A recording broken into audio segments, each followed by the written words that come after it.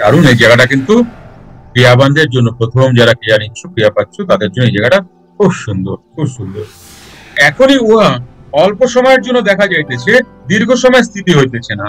এবং এখন আমার এই শক্তি হইয়াছে যে যত দীর্ঘ বা লম্বা প্রাণায়াম করিতেছি, ততই বুঝিতেছি বাহিরের শ্বাস বাহির হইতেছে না।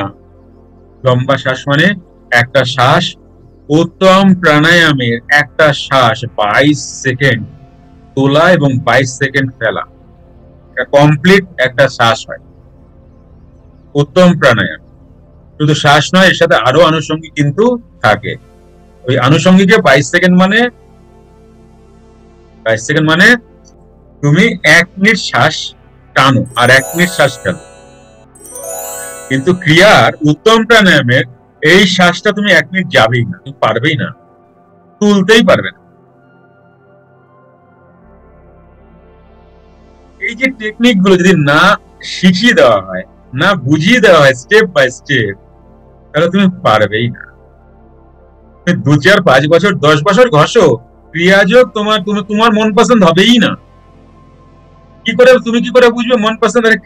তোমার কাছে তো পুরাণ পুরুষ পড়েছো, তোমার কাছে পুরাণ পুরুষ আছে, তুমি পুরাণ পুরুষ যখন পড়ছো তখন কিন্তু আর তুমি বলছো তাহলে আমি কি করছি, আমি কিছুই করতে পারছি না, পারছি না, পারবেও না তুমি। তাই আগে আধারকে তৈরি করো, তোমার বডিকে আগে তৈরি করো, তুমি শ্বাস কিভাবে নেবে সেটা তৈরি করো, বসবে কিভাবে। অনেকে এরকম করে বসে বুক চিতিয়ে, কখনোই নয়, বুক চিতিয়ে কখনো জানেই না, মানে 99% লোক জানে না বসতে কিভাবে বসবে, শ্বাস কিভাবে তুলবে, কারণ তোমার হাত তো এখানে তোমাকে ইউজ করতে দেওয়া হবেই না। তাহলে তুমি শ্বাস কিভাবে তুলবে, কিভাবে পেটের থেকে নেবে শ্বাস, এগুলি কিন্তু আমার যে yoga and meditation pranayama class আছে, এই ক্লাসে আগে শেখানো, আগে বডিটাকে তৈরি করা হয়। তারপরে এই যে গৌতম দা নতুন আসছেন, ইনি যখন 1-2 মাস, নতুন 2-3 মাস পরে উনি বলবেন স্যার আমার ক্রিয়া প্রাণায়াম বেড়ে গেছে, আমার টাইমিং বেড়ে গেছে।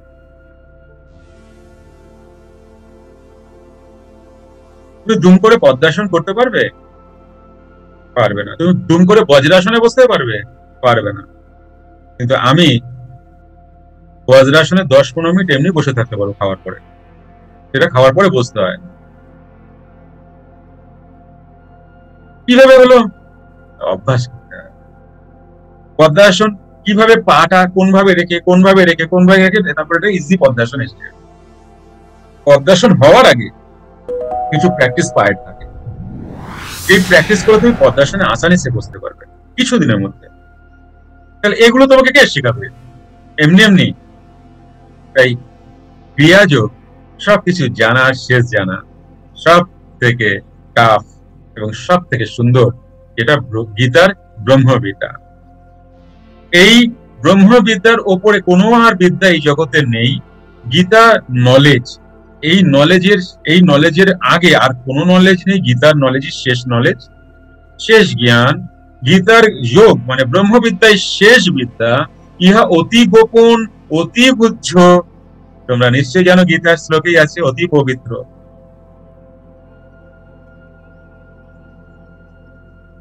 তাই এটাকে প্র্যাকটিস করে শিখে নিয়ে তারপরে ক্রিয়া যোগ যদি তোমরা নাও, তোমার ক্রিয়ার সুন্দরভাবে তুমি করতে পারবে, মনেই হবে না কিছু যে তোমার কষ্ট হচ্ছে। কারণ এই যে প্রাণায়াম আমি তোমাদের শেখাচ্ছি, এটাও নাক টেপা টিপি নয়, এটাও তো হাত ছাড়া।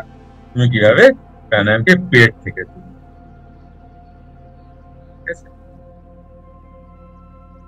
তোমার অনেক অবস্ট্রাকশন গুলো অনেক ক্লিয়ার হয়ে যাবে।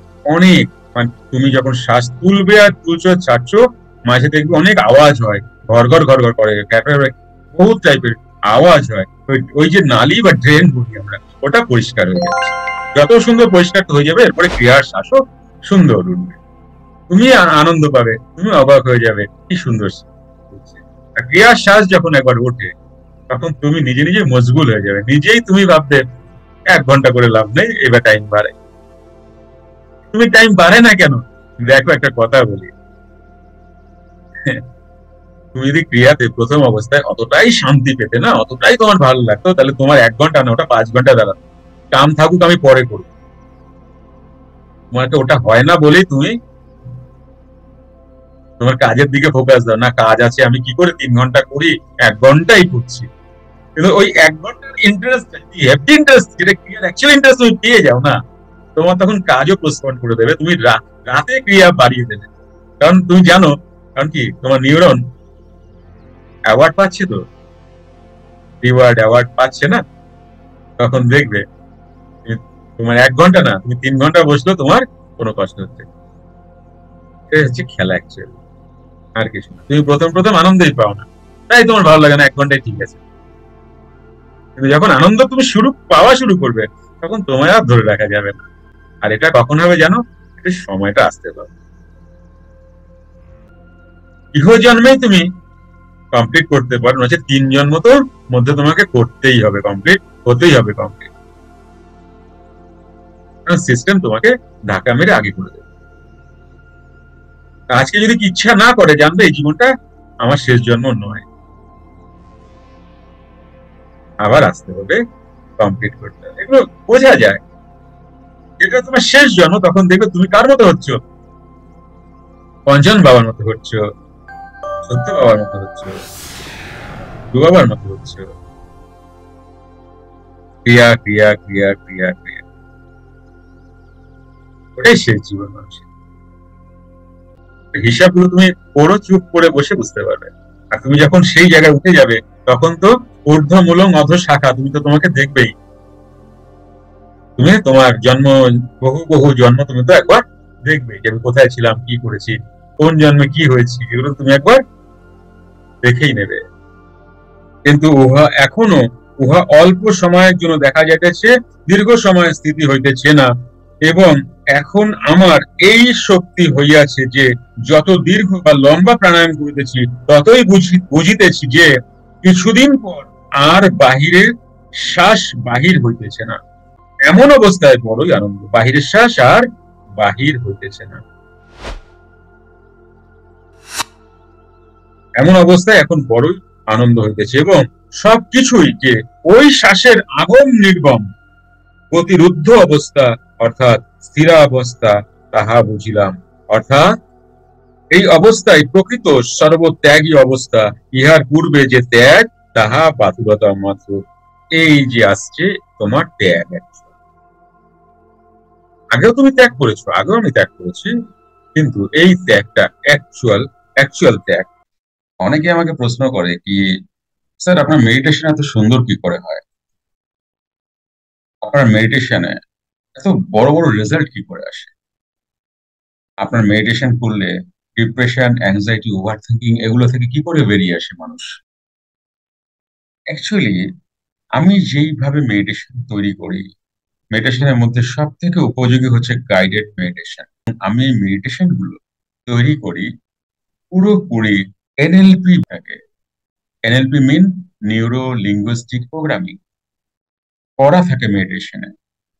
তাতে করে কি হয়, মেডিটেশনকে নিতে আপনার ভীষণ সুবিধা হয়, আর আপনি এর সাথে রিলেট করতে পারবেন। তো আমি পাশ্চাত্য কালচার থেকে মেডিটেশনটা নিয়েছি, আমার এক্সপিরিয়েন্স প্রায় 32 বছরের। আমি পাশ্চাত্য কালচার থেকে মেডিটেশনটা নিয়েছি, তার সাথে প্রাণায়ামকে যুক্ত করেছি, তার সাথে ওম মন্ত্রাকে যুক্ত করেছি, তার সাথে মুদ্রাকে যুক্ত করেছি। যে কারণে আপনারা এই মেডিটেশন থেকে ডিপ্রেশন, অ্যাংজাইটি, অনেক ট্রমা থেকে বেরিয়ে আসে মানুষ। আপনারা তার ভিডিওগুলো আমার ইউটিউব চ্যানেলে বা ফেসবুক ভিডিওগুলো পাচ্ছেন আমার স্টুডেন্টদের, যারা ট্রমা থেকে বেরিয়ে আসছে, যারা অ্যাংজাইটি থেকে বেরিয়ে আসছে, যারা ওভার থিঙ্কিং থেকে বেরিয়ে আসছে, ডিপ্রেশন থেকে বেরিয়ে আসছে, স্ট্রেস থেকে বেরিয়ে আসছে।